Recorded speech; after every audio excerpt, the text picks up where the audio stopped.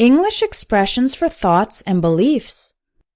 In our final round of Speaking September, let's try to use these 7 English expressions related to thoughts and beliefs. Try to answer the questions by speaking and using the new phrase. Number 1. Contrary to popular belief. Use this phrase to introduce a fact that is different from what most people believe. For example, contrary to popular belief, it's not actually necessary to drink 8 glasses of water a day.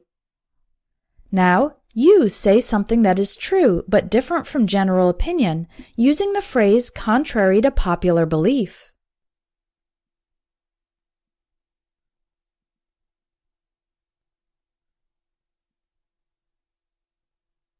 Number 2.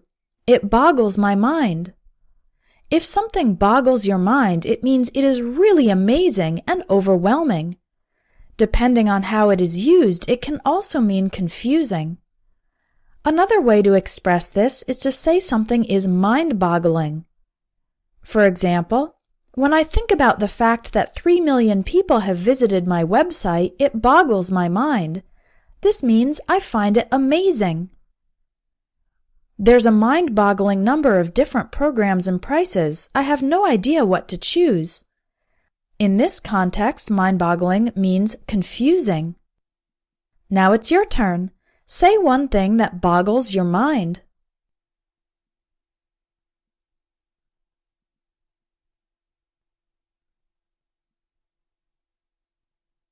Number 3. It's anyone's guess. When you say it's anyone's guess, that means nobody knows for sure. It's impossible to know or predict with certainty. For example, the trains here are pretty unreliable. Whether or not the next one will be on time is anyone's guess.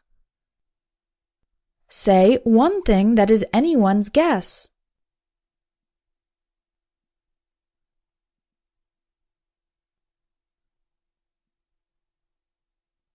Number 4. Speak your mind. To speak your mind means to say honestly what you really think, without changing or modifying your words to be more socially acceptable. If you speak your mind, you are direct and honest, even if it might upset people. For example, if you want an honest opinion, ask John. He's not afraid to speak his mind. Do you think it's good or bad always to speak your mind? Are there any situations when you have done this?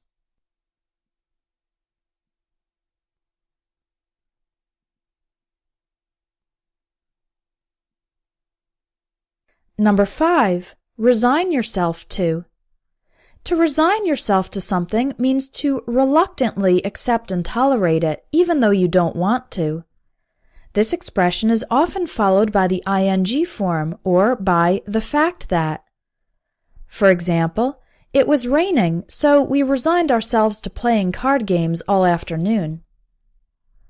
I eventually resigned myself to the fact that my father was never going to change. Now, talk about a time you had to resign yourself to something.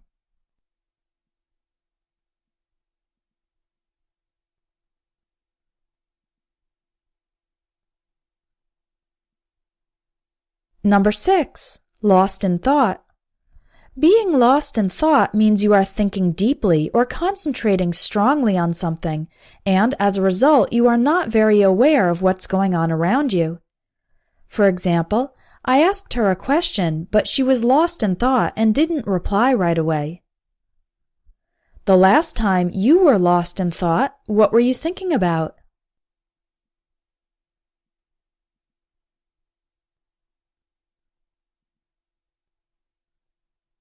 Number 7. In hindsight and in retrospect. Use these phrases when you are looking back at something in the past and considering that situation with the knowledge and perspective you have now. You can use in hindsight and in retrospect both to wish you'd done things differently and to confirm that something was good. For example, in retrospect, quitting my job was the best decision I ever made. In this case, I'm confirming that a past action was good. In hindsight, I should have listened to her advice. In this sentence, I'm wishing a past action had been different. Now it's your turn to put these expressions into practice. Use in hindsight and in retrospect to reflect on two things in your past.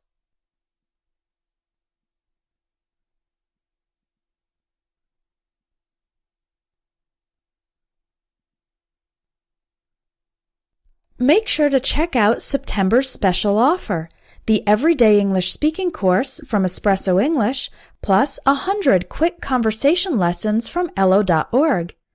You can get all 145 lessons for just $45 in September. But on October 1st, the price of this combination product will go up to $75. So don't miss out on the chance to get 145 lessons for a special price.